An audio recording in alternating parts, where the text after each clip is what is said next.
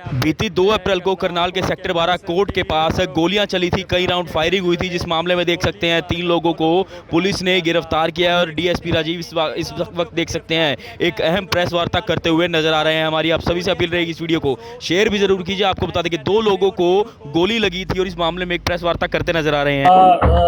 2 तारीख को लगभग 12:15 12:30 बजे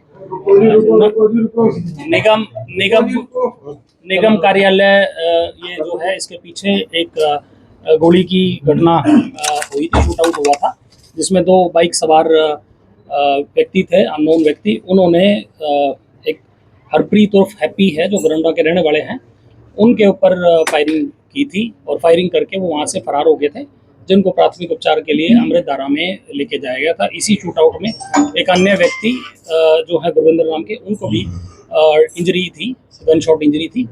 इस मामले में पुलिस ने एक एफआईआर रजिस्टर की और फर्दर इन्वेस्टिगेशन के लिए special detective unit inspector Praveen के नेतृत्व में टीमें गठित की गई और इन्होंने मतलब लगातार काम करते हुए, दिन रात काम करते हुए इस मामले के जो मुख्य आरोपी हैं उनको गिरफ्तार किया गया है। फॉर रेफरेंस मैं बता देता हूं, इसमें अरविंदर उर्फ लाडी है जो बाय नेम एफआईआर में मुलजिम भी है।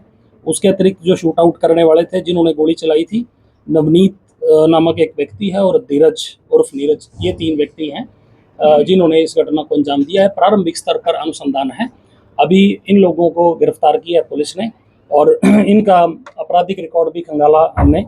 उसमें अरविंदर उर्फ लाडी के खिलाफ अभी तक 3 मुकदमे होना सामने आया है, जिसमें लड़ाई झगड़े के मुकदमे भी हैं। इसके अतिरिक्त स्नैचिंग 395 के केसेस भी, चांदनी बाग जो पानीपत के मुकदमे भी होने सामने आए हैं। इसके अलावा जो 2 अन्य व्यक्ति हैं, इनमें से नवनीत उर्फ लाडी, इसके खिलाफ एक अटेम्प्ट टू मर्डर का केस ऑलरेडी रजिस्टर्ड है और जो तीसरा व्यक्ति है धीरज उर्फ नीरज, इसके खिलाफ एक अटेम्प्ट टू मर्डर का और एक आर्म्स एक्ट का केस रजिस्टर है।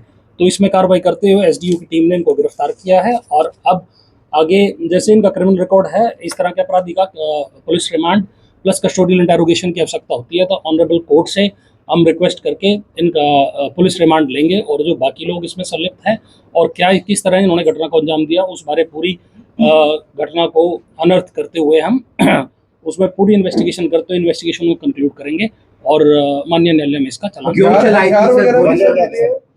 मैं वजह रंजिश बता देता हूँ, ये पहले एक दूसरे के फैमिलियर हैं, बट पिछले 1-1.5 साल पहले भी इनका कोई कोर्ट में झगड़ा, जो इन्होंने प्रारंभिक स्तर पर मैं बताया है, कोर्ट की कैंटीन में कोई झगड़ा होना सामने आया है और उसके बाद पिछले कुछ दिनों से इनकी टसल भी चल रही थी, टेलीफोनिक जो थी उस मतलब आपसी इनकी रंजिश काफ़ी पीछे समय से चल रही थी, उसी के चलते इस घटना को अंजाम दिया गया है। हथियार भी सब बरामद हुए?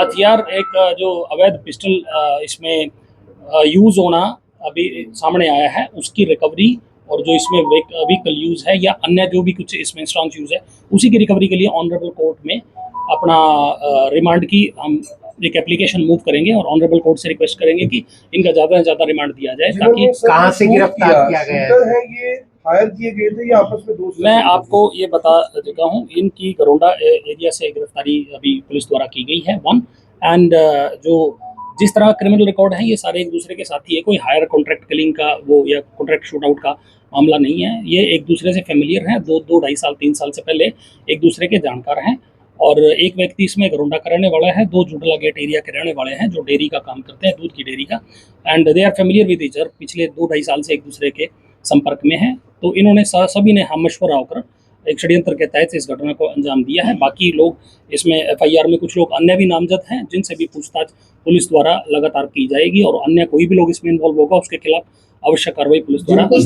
हालत कैसी है? प्लीज मैं बता चुका हूँ, इसमें टोटल 3 गन शॉट इंजरी थी, 2 व्यक्तियों को थी। इसमें एक तो मैं हरप्रीत हैप्पी जिसको बोलते हैं हरप्रीत उर्फ हैप्पी गरोंडा, उसको एक मतलब 2 इंजरी थी उसको, एक इधर अपना 2 गन शॉट इंजरी थी और एक अन्य व्यक्ति जो वहाँ खड़े थे वो पब्लिक मैन थे, उनको भी एक इंजरी थी और दोनों का इलाज चल रहा है और अभी तक जो डॉक्टर ने बताया दोनों स्टेबल हैं, तो कोई ऐसे मेजर इंजरी नहीं है एंड ट्रीटमेंट सक्सेसफुल।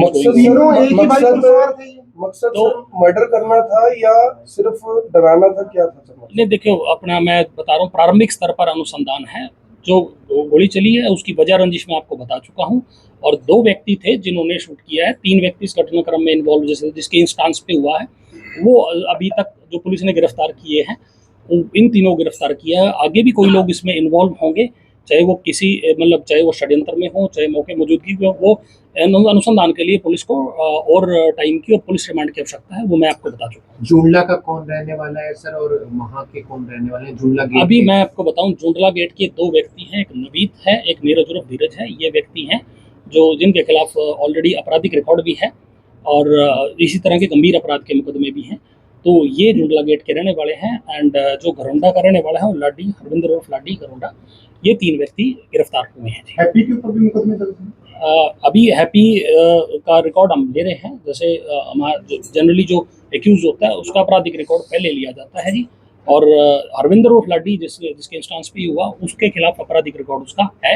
अभी तक 3 मुकदमे सामने आए हैं और आपराधिक रिकॉर्ड भी खंगाला जा रहा है। परिवार ये कह रहा है कि अभी भी धमकियां दी जा रही हैं, जान का खतरा बना हुआ है, तो क्या कुछ सिक्योरिटी से रिलेटेड भी वहाँ पे स्टेप्स लिए जाएंगे पुलिस की तरफ से? परिवार अगर कोई ऐसा इशू है तो परिवार, हम लगातार परिवार के संपर्क में हैं। चाहे वो हॉस्पिटल हो, वहाँ पे भी हमने सिक्योरिटी इंश्योर की है। जितने भी अधिकारी हैं सबके नंबर उनके साथ एक्सचेंज हैं।